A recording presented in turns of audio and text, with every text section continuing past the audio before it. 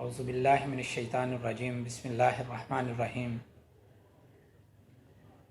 واتقوا یوما لا تجزی نفس عن نفس شیئا ولا یقبل منها شفاعة ولا یؤخذ منها عدل ولا هم ینصرون۔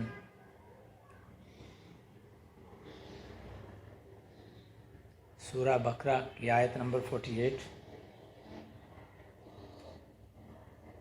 مخاطب ہیں یہود۔ اللہ کریم نے فرمایا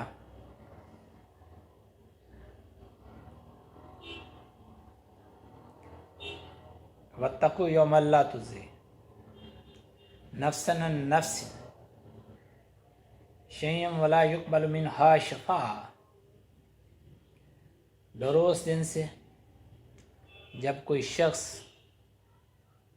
کسی دوسرے کے کسی کام نہیں آئے گا اور نہ ہی سفارش قبول کی جائے گی، نہ ہی کوئی شخص کفارہ دے کر چھوٹ سکے گا اور نہ ہی مجرموں کی کوئی مدد کر سکے گا۔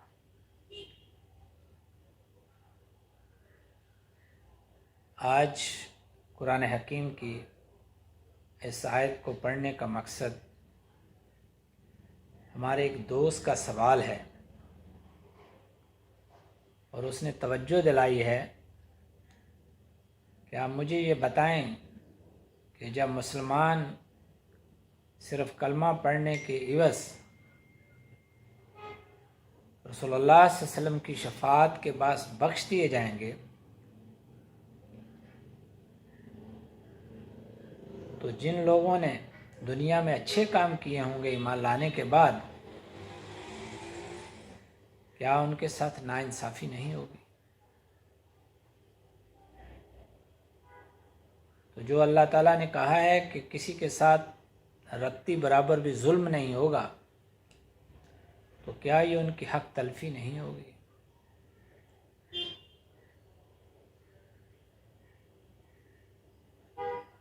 تو یہ میں نے اس دوست اور اس ساتھی کے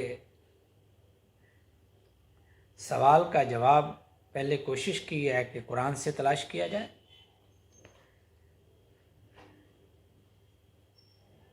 تو یہ اللہ کریم نے یہود کو، جن کا بھی نظریہ بالکل یہی تھا کہ وہ چہیتی قوم ہے، محبوب قوم ہے اللہ کریم کی، اور اللہ کریم انہیں سزا نہیں دے گا، ان کا یہ باطل عقیدہ، اور اس کے جواب میں قرآن سورہ بقرہ میں انہیں مخاطب کر کے کہہ رہا ہے کہ اس دن سے ڈرو کہ جب کوئی کسی کے کام نہیں آ سکے گا۔ واتقوا یوما لا تجزی نفس عن نفس ولا یقبل منہ شفاعۃ، اور نہ ہی کسی کی شفاعت قبول کی جائے گی۔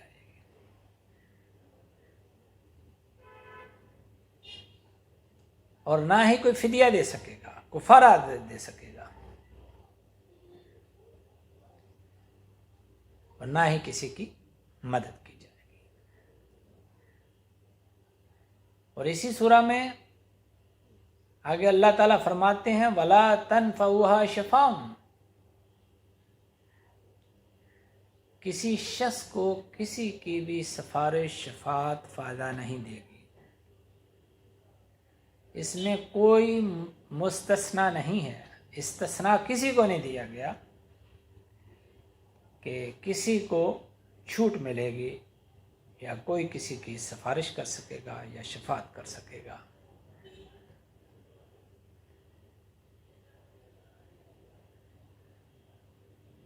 اسی سورہ بقرہ میں پھر ایمان والے مومن مخاطب ہیں،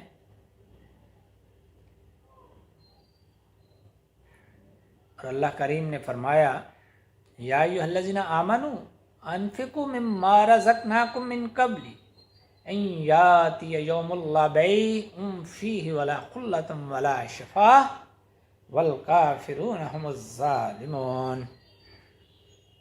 اے ایمان والو، انفقوا مما رزقناکم،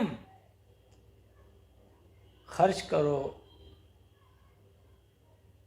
اس رزق سے، اس مال سے جو تم نے کمایا ہے، من قبل ان یاتی یوم اللہ بیع،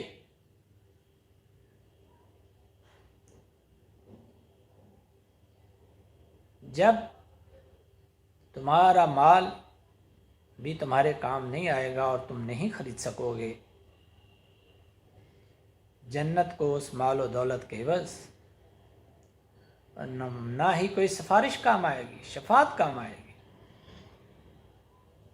اور نہ ہی کسی کی دوستی۔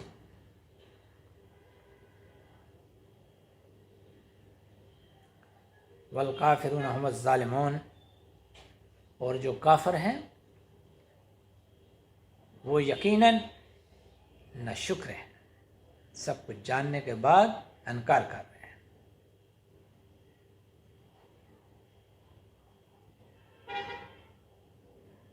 پھر آگے کہا سورہ سبا میں فَالْيَوْمَ لَا يَمْلِكُ بَعْضُكُمْ لِبَعْضٍ نَفْعًا وَلَا ضَرًّا، آج تم میں کوئی اس بات کا اختیار نہیں رکھتا کہ کوئی کسی کو فائدہ پہنچا سکے یا نقصان۔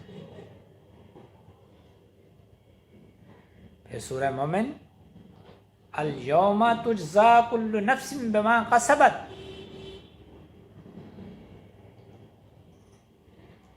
آج جزا دی جائے گی ہر جان کو اس کے عوض جو اس نے کمایا۔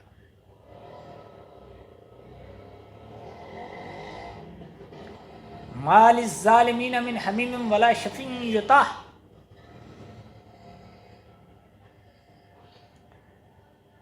اور ظالموں کے لیے، ظلم و زیادتی کرنے والوں کا کوئی دوست نہیں ہوگا وہاں، حمیم کے علاوہ اور نہ ہی کوئی سفارش اس کو فائدہ پہنچا سکے گی۔ دوسری جگہ ہے وَلَمْ يَكُنْ لَهُم مِّن شُرَكَائِهِمْ شُفَعَاءُ،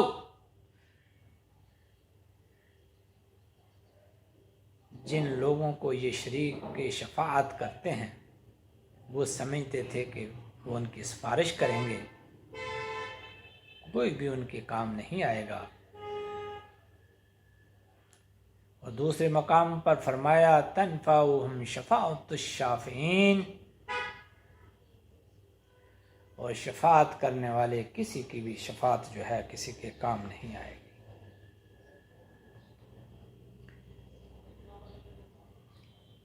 یہ قرآن پاک کی وہ آیات جو میں نے شفاعت کے الفاظ کو استعمال ہوتے ہوئے بیان کی ہیں۔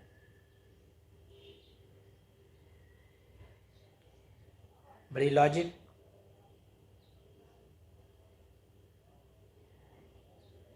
کہ وَلَا تَزِرُ وَازِرَةٌ وِزْرَ أُخْرَى وَإِن تَدُ مُثْقَلَةً عَلَىٰ حِمْلِهَا لَا يُحْمَلْ مِنْهُ شَيْءٌ وَلَوْ كَانَ ذَا قُرْبَىٰ، کہ کوئی بوجھ اٹھانے والا کسی دوسرے کا بوجھ نہیں اٹھائے گا،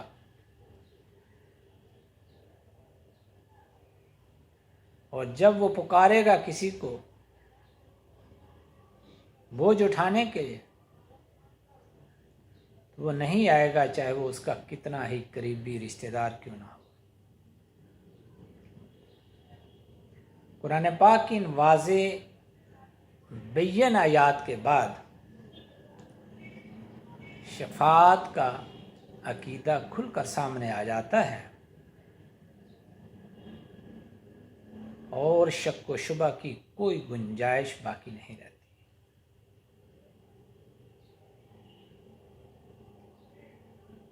مسلمان بالکل وہی رویہ اختیار کیے ہوئے ہیں جو یہود کا تھا، کہ وہ کچھ بھی کرتے رہیں، بس ان کو بخش دیا جائے گا اور ان کے لیے وہاں بہترین مقام ہے۔ یہی عیسائیوں کا عقیدہ،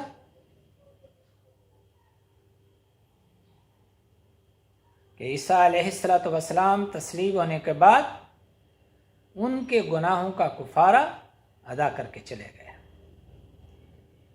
اور اب وہ کچھ بھی کرتے رہیں ان کو بخش دیا جائے گا اور جنت میں مقام دیا جائے گا۔ یہی مسلمانوں کا عقیدہ کہ بس کلمہ پڑھ لینے کے بعد ان کے اعمال کیسے ہی کیوں نہ ہوں، رسول اللہ صلی اللہ علیہ وسلم ان کی شفاعت کریں گے، اول تو بخش دیے جائیں گے، اگر کچھ لوگ نہ بخشے گئے تو وہ اپنی سزا بھگتنے کے بعد جنت میں چلے جائیں گے۔ آپ نے دیکھا ایک طرف ہمارے عقائد اور دوسری طرف مزاج قرآن۔ قرآن واضح احکامات کھول کر بیان کر رہا ہے کہ جو جس نے کمایا ہوگا وہ وہی وہاں پائے گا۔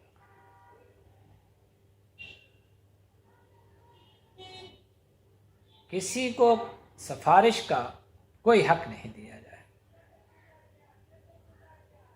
اور ایک طرف تو قرآن پاک میں آتا ہے کہ اگر کوئی شخص وہ سب کچھ جو زمین و آسمان میں ہے اور اتنا ہی اور کچھ بھی دے کر اپنی جان خلاصی کرنا چاہے گا تو اس سے ہرگز قبول نہیں کیا جائے گا۔ تو میرے بھائی، مجھے یقین ہے کہ آپ کا سوال اور اس کا جواب قرآن نے بڑا کھول کر بیان کر دیا ہے۔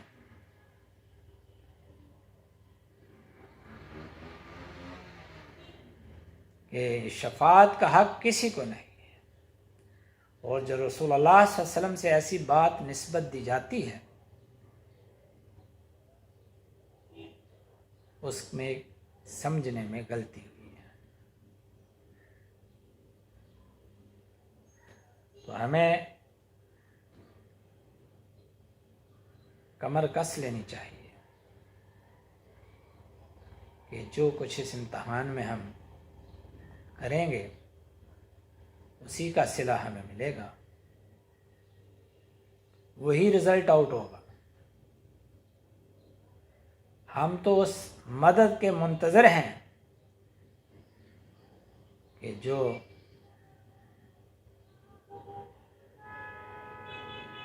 ایگزامینیشن ہال سے باہر آنے کے بعد پہنچ جائے اور ہمیں پاس کر دیا جائے۔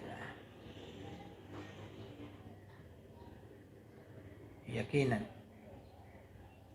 یہ سب کچھ اللہ رحیم کا وہ وعدہ جو اس نے اپنے بندوں سے کر رکھا ہے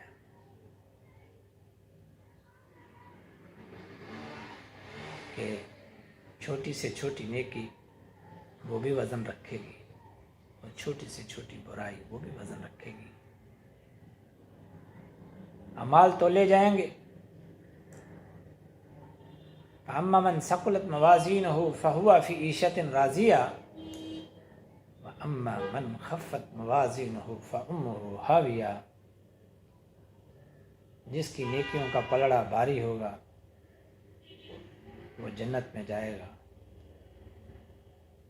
اور جس کی برائیوں کا پلڑا بھاری ہوگا وہ دوزخ میں جائے گا۔ اور یہ فیصلہ ایمان لانے کے بعد ہے۔ جو ایمان نہیں لائے انہوں نے تو امتحان میں بیٹھنے کے لیے کوالیفائی نہیں کیا۔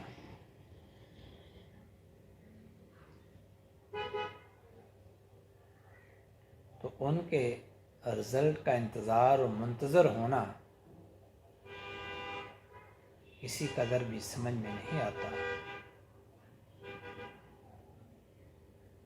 اس لیے میرے بھائی، قرآن کی ان بین آیات آنے کے بعد ہمیں متشابہات کے پیچھے نہیں پڑنا چاہیے۔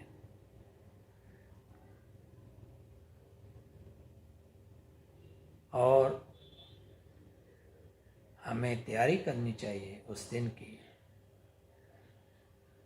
یا ایھا الناس اتقوا ربکم واخشوا یوما لا یجزی والد عن ولدہ ولا مولود هو جاز والدہ شیئا۔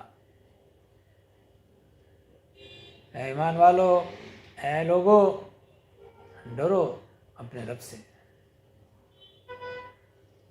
اور اس دن سے جب نہ باپ بیٹے کے کام آئے گا نہ بیٹا باپ کے۔